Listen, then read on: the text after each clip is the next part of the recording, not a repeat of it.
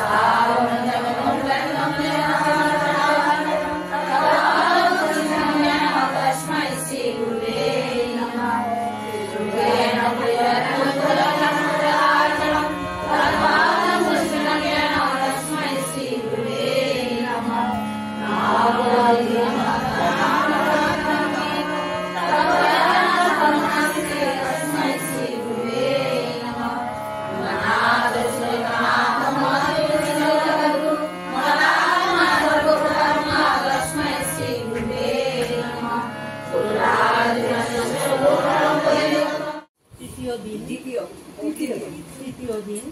তো আজকে এই দিনে আমাদের নতুন ডিপি ওয়ার্কের কর্মসূচি হিসাবে আজকে এই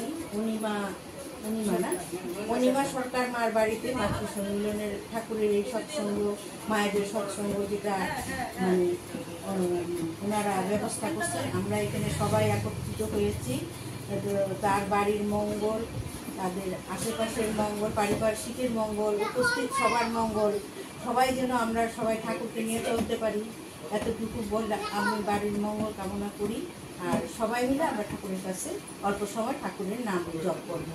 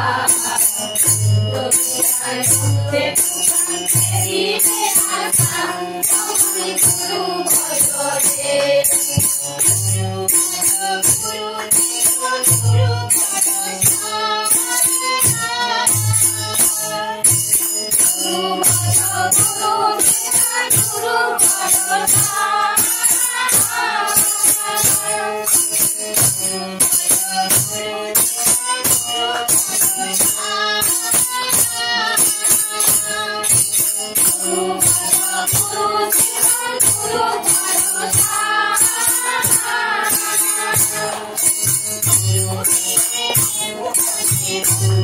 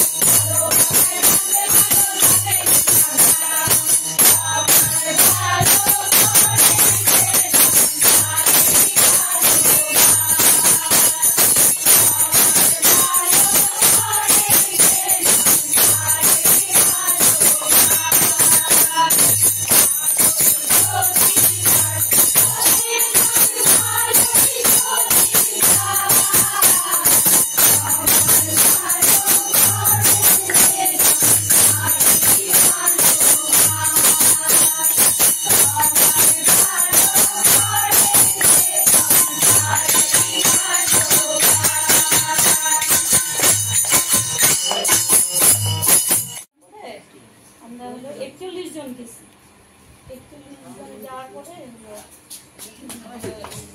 টিকিট যাওয়ার টিকিট কম হয়েছে, আসার টিকিটও ওর কাছে কম আমরা ভাবছি, বলছে আসার সময় পাঠাবে।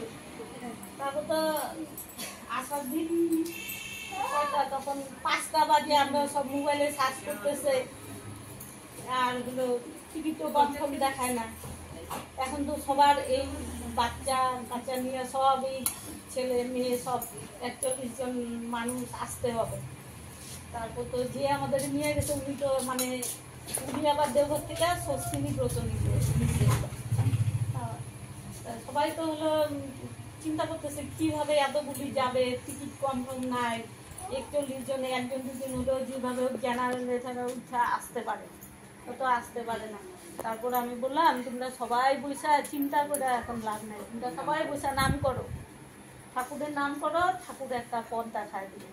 তারপর হলো সবাই নাম করতেছে, আমি বলছি এখন যে নিয়ে গেছে ওকে সবাই বকাবকি করতেছে, তুমি তো আরো অস্থির হয়ে যাইতেছে। আমি তো বকাবকি করলে হবে না, তোমরা হলো ঠাকুরের নাম করো, ঠাকুরের নাম করলেই ঠাকুরের একটা পথ দেখাবে, আসছি যখন যাইতে হবেই আমাদের না।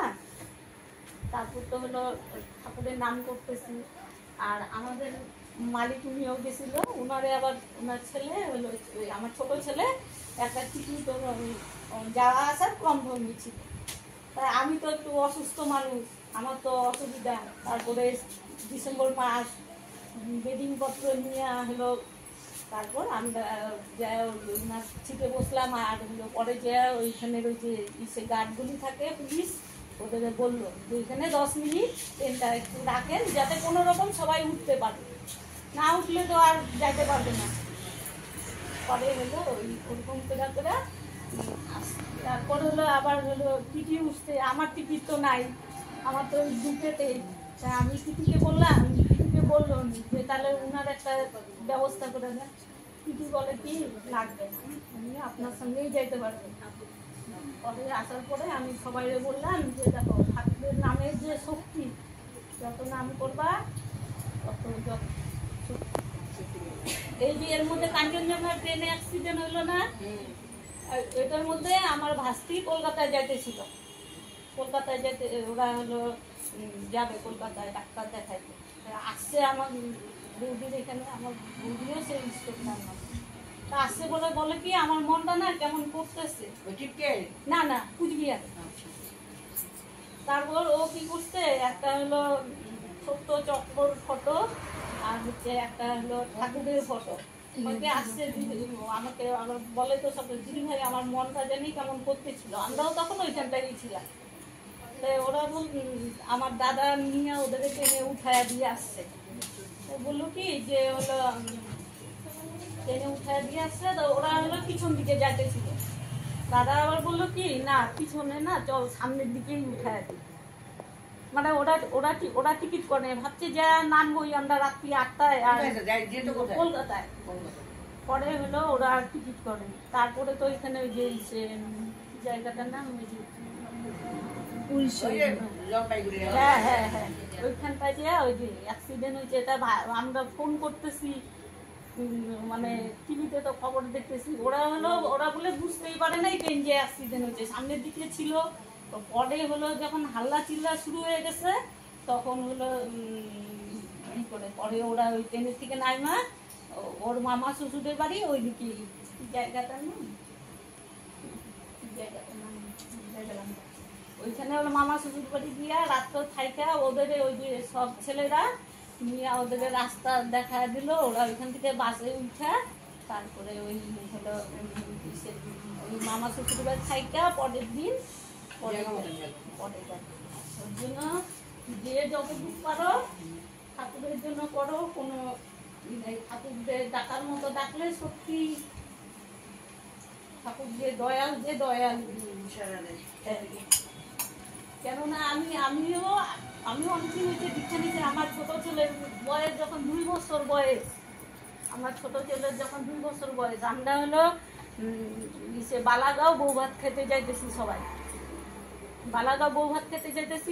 এইখান থেকে এই কদমতলা থেকে ভারত মাতা বাসে উঠছি আমরা, ভারত মাতা বাসে উঠছি, ও হলো তামার হাটের একটা মাস্টার। আমার ছেলে তখন 2 বছর বয়স, ছোট ছেলে 2 বছর বয়স। তখন হলো মানে আমি, আমার দাদা, বৌদি, ভাস্তি, মামা শ্বশুরের ননদ, দেওর, ভাইনা সবাই মিলে আমরা যাইতেছি।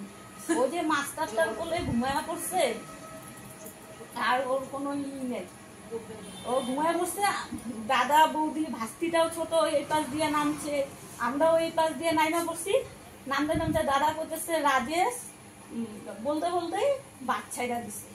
আমি আর আমার দাদা বাসের পিছনে দৌড়, বাসের পিছনে দৌড়। আমরা তো লোকটারও চিনি না, লোকটার নামও জানি না।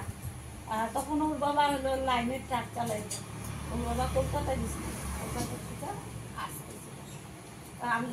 আমি আর আমার দাদা তো পিছন পিছন ছুট, আর আমার 2 চোখ দিয়ে শুধু জল পড়তেছে। আর সেদিনই আমি বলছি, তুমি বলে অন্তর্যামী ভগবান, তুমি যদি অন্তর্যামী ভগবান হয়ে থাকো,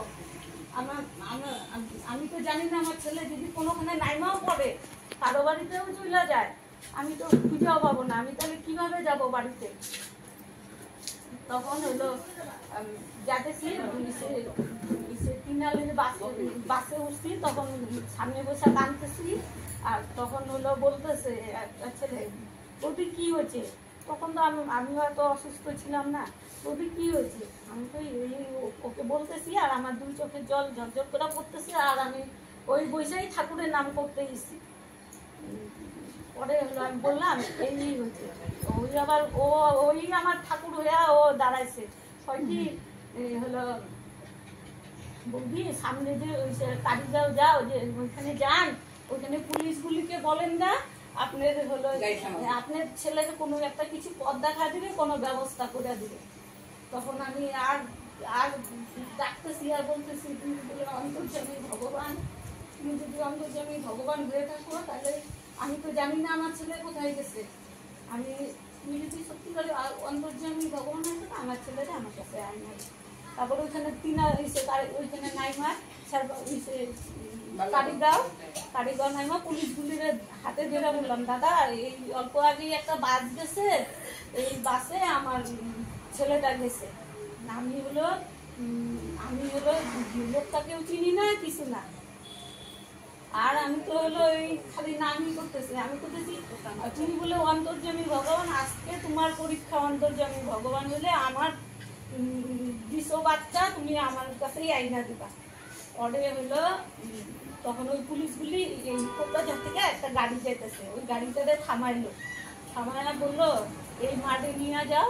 ওই যে ওই গাড়ির নামও আমি বলতে পারি না যে এটা ভারত মাতা, তখন এত গাড়ি চলাচল করতাম না, আমি জানিও না যে এটা ভারত মাতা গাড়ি।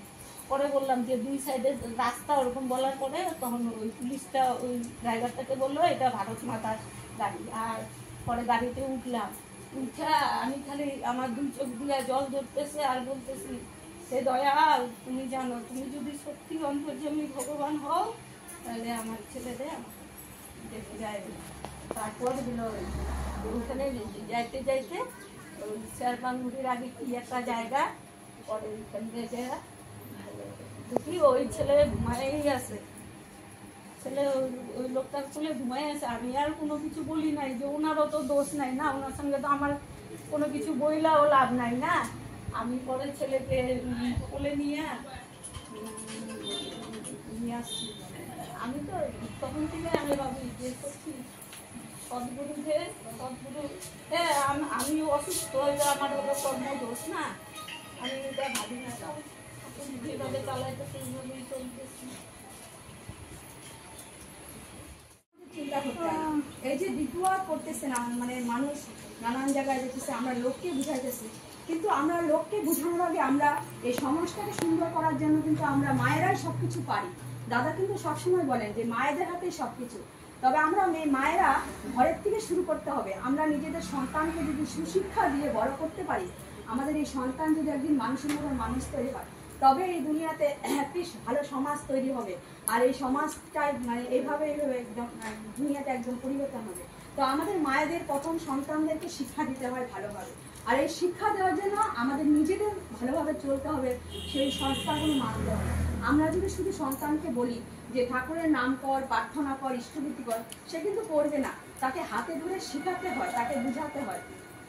আমরা ছোট থেকে একটি ঠাকুরের কিন্তু বলা আছে বিধান যে 12 বছরে দীক্ষা দিতে হয়। কেন বলছেন ঠাকুর? যে একটি বাচ্চা যখন বড় হয়ে যায় সে কিন্তু তখন মা বাবার আয়ত্তে থাকে না, সে তার মা বাবার সমস্ত কথা শোনে না। সে শুনে যখন একদম কচি ছোট বয়স থেকে তার মা যা বলে সে সেটাই বুঝে। সেই জন্য ঠাকুর বলছেন যে 12 বছরে দীক্ষা দিতে। তো আমরা ছোট বয়স থেকে বাচ্চাকে দীক্ষা দেওয়ার আগের থেকেই ঘরেতে যদি আমরা ছোট থেকেই মানে তাকে ইষ্টবিধি একটা জিনিস কি জিনিস সেটা মানে শেখাই তাকে। মানে আমি কিন্তু একটা ঠাকুর পরিবারে ধরে আমার বাবাকে দেখছি, তো আমি এই সমস্ত দেখে ছোট থেকে বড় হয়েছি। আমি কোনোদিন কোনো অন্য ধরনের পূজা পার্বণ কোনো কিছু কোনোদিন বুঝতে পারিনি, শ্বশুরবাড়ি সেই সমস্ত দেখছি, কারণ আমার পুরো এই ঠাকুরের দীক্ষিত। তো আমি ছোট থেকে এই ঠাকুরের সৎসঙ্গ মানে মাতৃস্মরণ উৎসব এই সমস্ত দিয়ে দিয়ে আমি বড় হয়েছি। তো ছোটবেলায় প্রার্থনা যখন করতাম বাবা গালি দিবে সেই জন্য এসে প্রার্থনা করতাম, তখন বুঝতে পারতাম না যে প্রার্থনা করলে কি ফল পাওয়া যায়। কিন্তু আমার বাবা, আমাদেরকে 4 ভাই বোন ছিলাম, তো আমাদেরকে সবসময় বাবা কিন্তু একা ঘুরতে দিত, পূজা পার্বণ সব অকেশনে বন্ধু বান্ধবদের সাথে ঘুরতে দিত। কিন্তু বাবার একটা কথা ছিল যে প্রার্থনার টাইমে ঘরে আসতে হবে, প্রার্থনা করতে হবে। যদি প্রার্থনার টাইমে কোনোদিন ঘরে না আসতাম, যতই খেলাধুলা করতাম, তাহলে আমাদের মানে খুব গালি খেতে হতো, মার খেতে কেমন হতো। তো বাবা মারবে সেই ভয়ে কিন্তু প্রার্থনা করতাম। আর যে ছোটবেলা যে অভ্যাসটা থাকার জন্য আজকে আমরা বুঝতে পারছি যে ঠাকুর কি জিনিসটা। তো আমরা যদি সন্তানকে ছোটবেলায় সন্তানরা কিন্তু বুঝে না, তো অনেক সময় অনেক মায়েরা ভাবে মাতৃশ্রী নিয়ে আসে না, যে না বাচ্চা ডিস্টার্ব করবে করবে না, বাচ্চাকে নিয়ে আসতে হয়, বাচ্চাকে সাথে বসায় সব শোনাতে হয়, শিখাতে হয়। ঘরে নিত্যদিন প্রার্থনার সময় বাচ্চাকে নিয়ে প্রার্থনা করতে হয়। আমরা নিজেকে ঘরে করতে হবে। ছোট বয়স থেকে বাচ্চাটা যখন একদম 1 বছর বয়স হয়, সে কিছু বোঝে না, আধো বয়সে, তখনই তার হাতে পয়সা দেবো, তার ইষ্টবিধি করে তারপর তুমি খাবে। এই জিনিসটা যখন বুঝবে, আমরা কিন্তু আমরা এইভাবে বড় হয়েছি। আমরা জানতাম, ইষ্টবিধি করতাম, কোনদিন দীক্ষা নিচ্ছি আমার ঠিক মনেও নেই, কিন্তু ছোট থেকে জানতাম ইষ্টবিধি করতাম। ইষ্টবিধি কিন্তু কোনো মন্ত্র জানতাম না, তো বাবা একটা নিয়ে কথা শিখিয়ে দিচ্ছে সেটা বলে ইষ্টবিধি করতাম। আমরা সবাই এইভাবে বড় হয়েছি। এইভাবে যদি আমরা বাচ্চাদেরকে ছোট বয়স থেকে শেখাই, তার ইষ্টবিধির আদত মানে অভ্যাসটা সে ছোট বয়স থেকে ধরে নেয়, তখন কিন্তু তার বড় হওয়ার পর যখন বলবো দীক্ষা নেয়, সে কিন্তু দ্বিধাবোধ করবে না। আর যদি আমরা তাকে ঠাকুরের নামটা সাথে দিয়ে দিই, তাহলে কিন্তু আমাদের আর কোনো চিন্তা নেই। বাচ্চা যখন ছোট থাকে, প্রত্যেক মা বাবা কিন্তু স্কুলে গিয়ে তাকে ছেড়ে আসে। একটা মেয়ে যখন মানে কলেজে যায় বা গান শিখতে যায়, সাথে নিয়ে যায়। একদিন তাকে আমাদের ছাড়তে হয়, এমন বয়স এসে তারা বাইরে গিয়ে বন্ধু বান্ধবদের সাথে পড়াশোনা করে নানান জায়গায় থাকে। তখন কিন্তু আমরা বুঝতে পারি না সে ভালো সঙ্গে করবে না খারাপ সঙ্গে করবে। আমাদের যতদিন আয়ত্ত থাকে সে ভালোই থাকে, তারপর সেই বাচ্চা আস্তে আস্তে খারাপ হয়। এই যে বাচ্চারা ছেলেমেয়েরা নানান রকম নেশা শিখে, মেয়েরা নানান রকম খারাপ ছেলের সঙ্গে করে, কোনো মা বাবাই কিন্তু শিক্ষা দেয় না ছেলে মেয়েকে। কিন্তু হ্যাঁ, মা বাবারই দোষ, এর মধ্যে মা বাবারই দোষ। কারণ কি, আমরা তাকে শিক্ষা দেই নাই ঠিকই, কিন্তু তাকে ঠাকুরের নামটা তার সাথে দিয়ে দিতে হয়। কারণ আমরা একটা মেয়েকে যখন বিয়ে দিব, সে শ্বশুরবাড়ি যখন যাবে, তার সাথে নানা রকম জিনিস দিব, কিন্তু তার সাথে কিন্তু আমরা কেউ যেতে পারবো না যারা ছোট থেকে বড় হয়েছে। তার সাথে একমাত্র সেই ঠাকুরই যাবে। সেই জন্য ছোট বয়সে যদি আমরা মেয়েটাকে দীক্ষা দিয়ে দিই বা একটা ছেলেকে দীক্ষা দিই, সে যখন আমাদের মানে ছেলে বাইরে গিয়ে পড়াশোনা করবে, তার সাথে সে ঠাকুর থাকবে। আমরা ঘর থেকে শুধু মায়েরা বলতে হবে ঠাকুর তুমি রক্ষা করো, তুমি ওর সাথে থেকো, তো ঠাকুরই আমাদের সন্তানকে রক্ষা করবে, আমাদের তার পিছনে যেতে হয়। তো ছোট বয়স থেকেই সেই জন্য সন্তানদের এমনভাবে শিক্ষা দিয়ে বড় করতে হয় যে মানে তারা যেন মানে ঠাকুর ছাড়া আর কিছু না বুঝে। আর এই ঠাকুরের কাজটা, ঠাকুরের নাম, এই যে মানে লোককে মানে অনেক সময় দেখি বলে যে দীক্ষা নিয়ে নানান রকম নিয়ম দেয়, কিন্তু এই নিয়মগুলো কিন্তু দেওয়া তো নিয়ম দিতে হয় না। একটা মানুষ যখন সে ঠাকুরের বিষয়ে কিছু বোঝেই না, তখন তাকে প্রথম শিক্ষা দিতে হয় যে তুমি ঠাকুরের নাম নাও, তুমি ঠাকুরের নাম নিলে তোমার মঙ্গল হবে। তো তাকে ইষ্টবিধি, এই যে ইষ্টবিধিটা অনেক মানুষের মানে ইষ্টবিধি করতে হবে, এত সকালে তো ইষ্টবিধি করতে হবে, কাপড় ছাড়তে হবে, এটা নতুন নতুন যে দীক্ষা নেয় তার পক্ষে মানে বিরাট হয়ে যায়। তো তখন তাকে বলতে হয় কিছু তোমার করতে হবে না, তুমি বাসি বিছানায় বসে করো, তুমি যেভাবে পারবে, তুমি যখন উঠবে তখনই করবে। সেই মানুষটা যখন তার ঠাকুরের পথে চলে আসবে, ঠিক কি কোনো ইষ্টবিধি করবে, জমা দেবে, সে একদিন যখন ঠাকুরের মঙ্গলটা বুঝতে দেবে, তখন যদি আমরা তাকে গিয়ে আবার বলি যে না তুমি এখন যদি পারো আস্তে আস্তে তো সকালে উঠে করবে, কাপড়টা ছেড়ে করবে মায়েরা, তখন সে সময় হয়েছে।